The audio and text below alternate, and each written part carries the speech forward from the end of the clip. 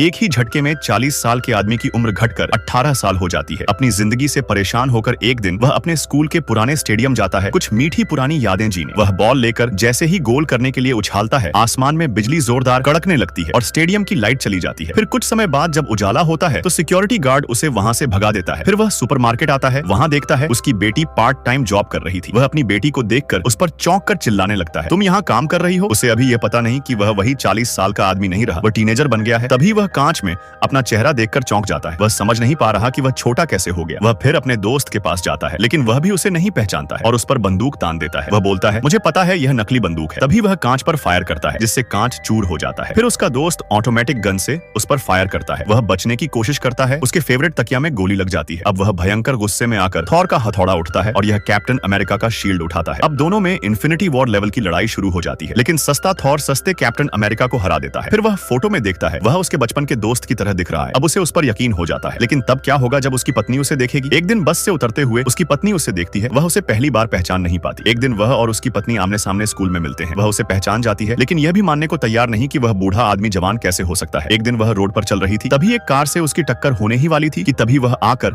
उसे बचा लेता है। उसे याद आता है कि जवानी में उसके पति ने भी ऐसे ही उसे प्यार से बचाया था। फिर वह घर जाकर पुराने फोटोज को देखती है। उसमें उसके पति का एक फोटो था जो कि उसी जैसा दिख रहा था। वह समझ जाती है कि यह वही उसका पति है। वह उसके पास जाती है और बोलती है, दा यांग, यह तुम ही हो ना? वह और उसका दोस्त चौंक जाते हैं क्योंकि उसकी पत्नी ने उसे पहचान लिया।